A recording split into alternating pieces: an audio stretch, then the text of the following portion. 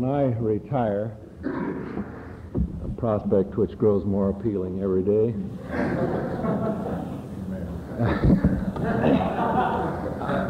I intend to sit on the porch of my neighbor, Joseph Dampier,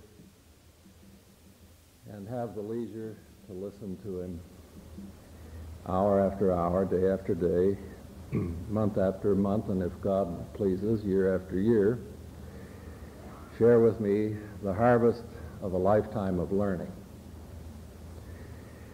Burris Butler used to say, Burris Butler, for many years editor of the Christian Standard, used to say that Emmanuel School of Religion was missing the boat by not having a class simply listed in the catalog, Joe Dampier.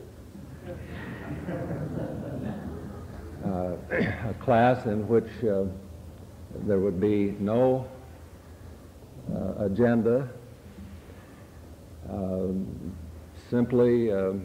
would simply be a class that met at a specified time and had a specified number of students who were enrolled, and when the hour struck, somebody would just turn Dr. Dampier on and let nature take its course. And I always wish that we could figure out some justifiable, academically respectable way to do that. Dr. Dampier has had an extraordinary career serving the cause of the kingdom of Christ through the Brotherhood of the Christian Churches. He was one of the best known and most influential preachers in our brotherhood for a number of years, serving at the height of his career for 18 years as the preaching minister of First Christian Church in Johnson City, Tennessee. He's been the president of the North American Christian Convention and probably served, along with maybe a dozen other leaders, to shape the character of that convention in its formative period as much as anybody else.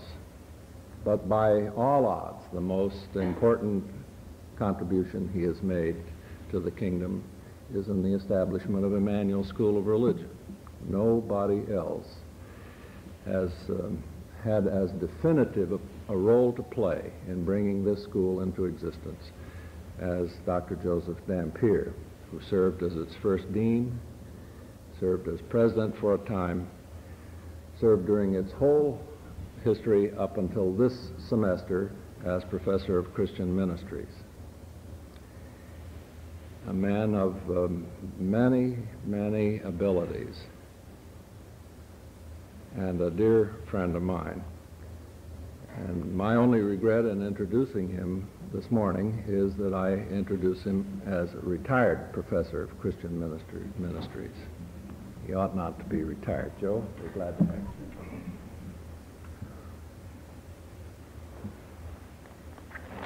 you. I certainly like that introduction. Particularly the part about being turned on and let nature take its course.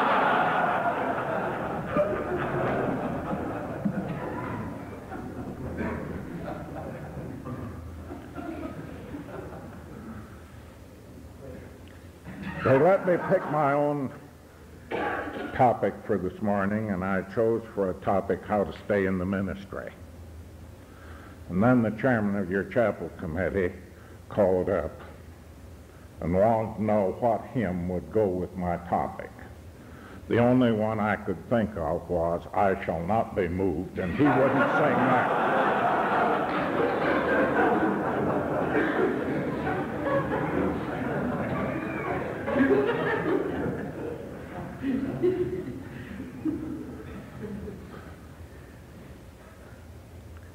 My qualifications for speaking on this are that I have spent over 50 years in the ministry. When I retired the 1st of June, as far as I know, I was the last man to be in the ministry that was in college when I was in college or with one of my classmates. What does it take to stay? We spend a good deal of time talking about why we should get into it, how we get into it, what the qualifications are. But once we're in, there's a problem of a sticking quality. Now, I'm not saying that those who leave the ministry early or who stay only a short time are always wrong. Many of them are right. There is no disgrace in a man not leaving one pastorate and not going to one again, provided he doesn't leave the Christian faith and the Christian witness. The matter of so-called full-time Christian service, which is so definitive of our position in the Restoration movement and is so scriptural, that term's found so often in the New Testament, full-time Christian service, that's what I'm talking about. Is it a disgrace not to go into the ministry? For most people, not. Is it disgrace to give part of your life to the ministry and then feel that you have fulfilled your potential and your obligation there? With many people, not. I'm not talking about that. I'm talking about the things that I think will make it worthwhile for you to think of now in order that your ministry may be long and satisfactory. I want to suggest about three things. The first one is, to stay in the ministry, you need to marry the right woman. Now, for some of you, that may be too late.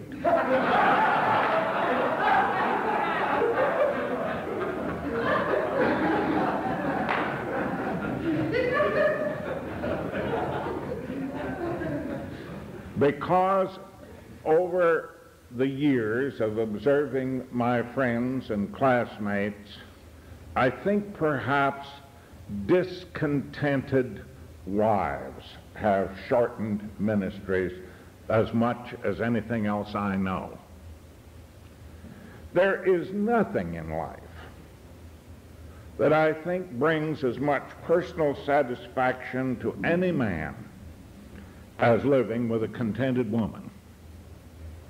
And there's nothing that brings hell to earth any faster than a discontented one. Before you go into any church or any pastorate or any field of service, the question is your wife going to be satisfied with it? If it's a place that she dislikes, if it's a parsonage that she despises, if it's a church where everybody in it, and I have known this to happen, spend all the time telling her how wonderful the last preacher's wife was, and that therefore she will never be replaced by anybody, and this is quote and unquote from a woman on a pulpit committee, then of course you're in for difficulty. Some way, somehow, you must be married to a woman that can adapt herself to the places that you are to serve, or you must make provision to serve someplace where she can adapt herself. The marrying of the right woman is probably the most important decision you'll ever have to make. Of course, that's the trouble with life. All the most important decisions that we ever have to make are made when we have the least experience. Such things as, what kind of a career will I follow? Who am I going to marry? And what kind of lifestyle will I adapt? Will it be Christian or semi-pagan American? Those decisions have to be made early and firmly, and at a time that we are least able to make them. So, number one, this is a part of the successful and the long-term ministry. Second thing,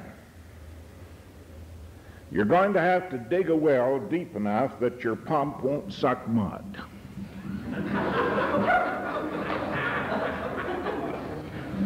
Now, to most of you who have been raised on tap water,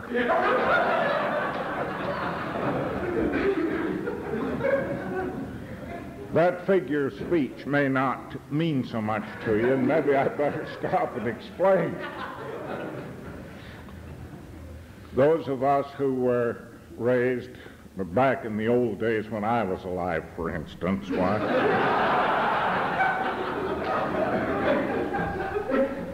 every farm had a well. Some wells were shallow wells, some wells were deep wells, some were drilled, some were dug. But as in the spring of the year, you could look in that well and see water up 2 feet from the top. As the summer went on, the water went down and down as the water table went down with the heat of summer, until probably late in the summer you got to the place where there was nothing left but a little in the bottom, and there was always mud down there. And then the pump would start to bring up nothing but muddy water. An elder that I once talked with about a certain preacher said the trouble was that he got to the place that his pump was sucking mud. That was the term that was used for it. He just didn't have enough of the water of life to have it. He had no fresh springs to tap. He was at the place where he hadn't anything for his people because he had run out. This is one of the reasons that preachers leave. Now, it used to be that this was taken for granted, that they had this limitation, and that they were going to move. I knew good preachers that moved every 2 and 3 years in my early ministry. I heard an evangelist described once as a man who had 12 sermons in a fast car.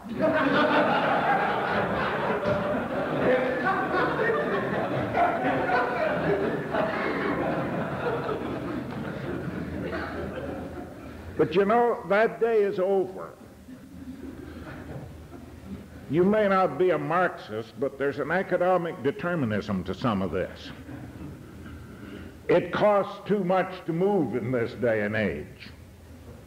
You got to stay because the custom is that if you move, the church has to move you. Unless you're going to stay, they can't afford to move preachers every 2 or 3 years. So your well must be deep. This is one of the reasons why those of you who came from a Bible college, and you watch this as you go through the years, will have a much better chance of surviving if you go ahead for a MDiv than you will if you just got out and went to preaching because the world needed it so much and you didn't have time to wait to give it to them. These will be the short ministries, not all of them. There are some men who survive this. But churches cannot afford to move you. Therefore, you need, before you start, to get the water and to have a spring of water as described in the Old Testament springing up, not simply the wells that are dug and dry up. Number 3.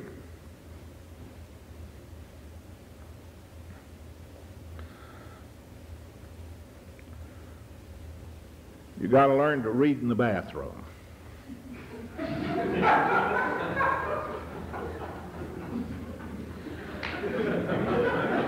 Now When you go through this school, you're going to hear about a lot of books, a lot of journals, a lot of other things that you haven't got time to read.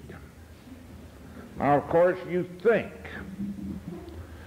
that you can put those to one side and you're going to read them all when you do not have a professor waiting for a term paper and a book report on some other book that you aren't particularly interested in. Therefore, once you get out of a manual, you're going to get down to a program of real education. You're just waiting on it. Well, the most likely thing is that you're going to find that life is pretty much the same everywhere. There are more demands on us than we have time to take care of them.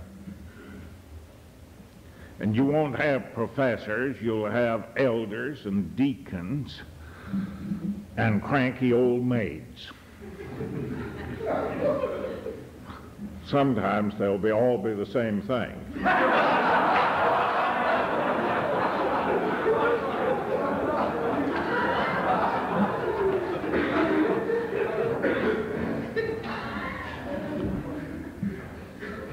And the education that you intend to get, the things you intend to do will suffer because you think you're going into a church where you will go to the office in the morning and you will tell a secretary, I am not to be disturbed because this is my time to read and to meditate and to prepare sermons.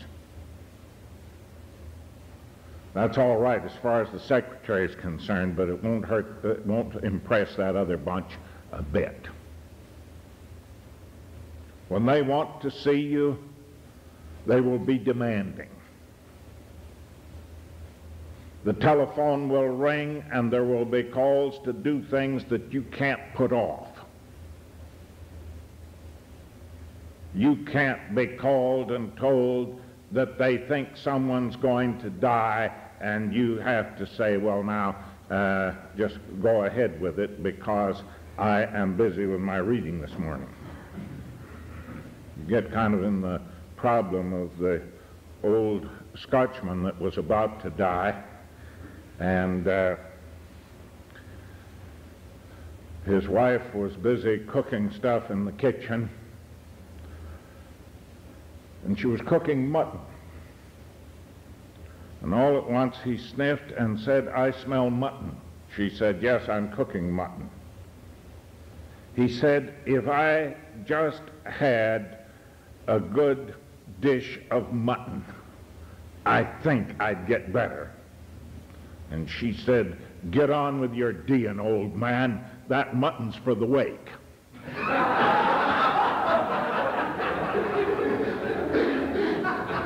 Now, you can't tell people to get on with their dying. You quit your reading. The result is you're going to have to learn to read more than one thing at a time. If you settle down that you're going to read a book and then read a second one, you won't get around to it because you're going to find time to read when that first book isn't there. So there has to be one in the study and another one by the chair at home and another one in the bathroom. And you're going to read when you have time to read. You're going to do your work, but you've got to keep your mind active, and you had better dip into a lot of things when you have the opportunity to do it. The preacher that carries a piece of reading matter in the front seat of his car is the one that'll probably make it. You do it when you can. Because you cannot simply go back and re-preach your old class notes. Don't ever try it. There has to be something that is new and fresh from time to time and regularly coming into it, or else you'd better pack up your 12 sermons, get your fast car, and move on. On this matter of reading, it won't be all the same thing. Now, you get a habit of doing it. At the present time, I'm reading 3 books. One, a rather large book on medieval history. One of them, a rather small book on economics. And the third one, a detective story, and I've got to get the magazines in between. You get after a while so that you do this. You are continually in the field of reading and of study, and it's not the organized study of sitting back of a desk in a chair. The reason being that everything, and those of you who have been in my classes have heard this before, because I've heard it repeated back again with a kind of a chuckle back of it, and that is that everything's grist for the preacher's mill. Everything must be brought to the work of the ministry. Now I'm going to add one thing to it. A fourth. Didn't know whether I'd do this unless I had that extra 5 minutes, and I do. And that is, when you take the king's shilling, be ready to bite the bullet. Again, let me explain. In the long tradition of the British Army,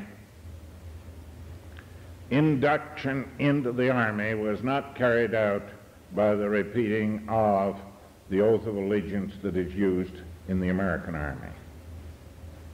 Your induction was complete when they handed you a shilling, which was your first pay. You took money. That closed the deal. You were in. But in the days when they did that, they had no anesthetics, no chloroform, nothing like that. You went into battle.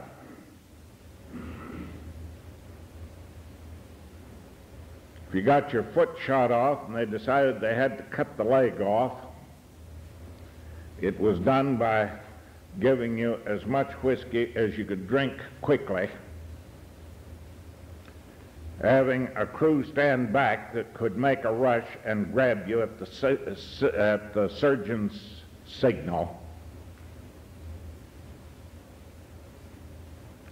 and they slipped a bullet between your teeth to bite on while they cut the leg off.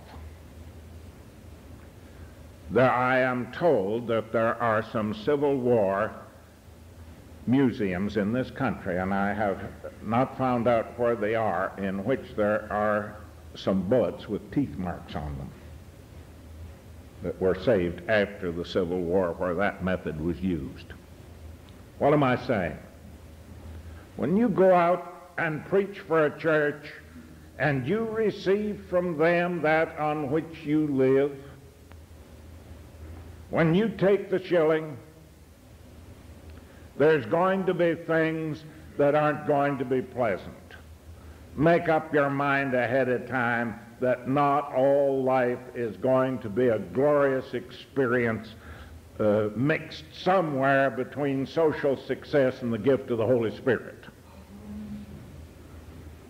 There's going to be times when it's going to be hard and it's going to be bitter and there's going to be misunderstanding, and you're going to have to live through it. You're going to have to bite the bullet.